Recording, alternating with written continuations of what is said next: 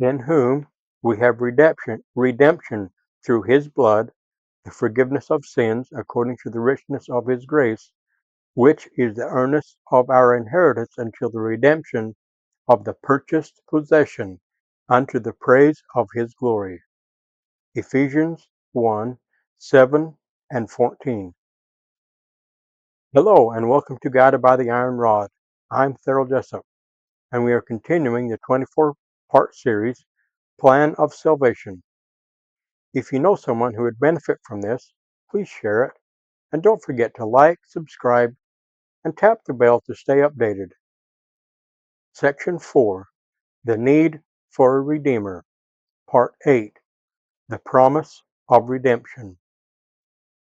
When Adam and Eve partook of the forbidden fruit, the course of humanity was forever changed. Innocence gave way to knowledge, and mortality, with its burden of pain, toil, and death, began. They were cast out of the Garden of Eden, clothed with goats of skins, Genesis 3:21, a symbolic reminder that only through sacrifice would redemption be possible.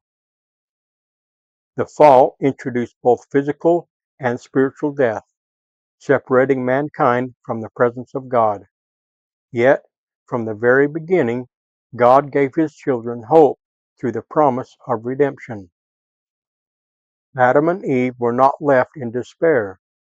The angel of the Lord appeared and taught them that sacrifice would point them to the only begotten of the Father, which is full of grace and truth. Moses 5:7. The blood of innocent lambs they offered in sacrifice became a type, teaching them that only through the shedding of blood of the Lamb of God would salvation come. This was not an afterthought. It was the plan from the foundation of the world. Lehi, speaking to his sons, explained this promise with great clarity. Wherefore, redemption cometh in and through the Holy Messiah, for he is full of grace and truth. Behold, he offereth himself a sacrifice for sin, to answer the ends of the law unto all those who have a broken heart and a contrite spirit. 2 Nephi 2:6-7. Through Christ, the demands of justice are satisfied, and mercy is extended. Without him, no one could be redeemed from the fall. King Benjamin declared the same truth to his people. There shall be no other name given, nor any other way nor means, whereby salvation can come unto the children of men, only in and through the name of Christ, the Lord omnipotent. Mosiah 3:17. He bore testimony that redemption is not partial or selective. It is infinite and eternal in scope. Christ came that salvation might come unto the children of men, even through faith on his name. Moses 3:9. But while redemption is freely offered, it is not forced upon anyone. The angel who taught King Benjamin made clear that the natural man is an enemy to God unless he yields to the enticings of the Holy Spirit, and putteth off the natural man, and becometh a saint through the atonement of Christ the Lord. Mosiah 3:19. Thus, the promise of redemption carries with it a call to repentance and transformation. To receive it, we must willingly come unto Christ, submit our will to his, and be born again. The Book of Mormon repeatedly testifies that redemption is made available to all who will receive it. Jacob taught, Wherefore, how great the importance to make these things known unto the inhabitants of the earth, that they may know that there is no flesh that can dwell in the presence of God, save it be through the merits and mercy and grace of the Holy Messiah. 2 Nephi 2:8. Redemption is not earned by works alone. nor does it come without obedience. Rather, it is secured through the grace of Christ, made effective as we turn to Him in faith and covenants. Adam himself bore witness of this promise. After offering sacrifice as commanded, he declared, "Blessed be the name of God, for because of my transgression my eyes are opened, and in this life I shall have joy, and again in the flesh I shall see God."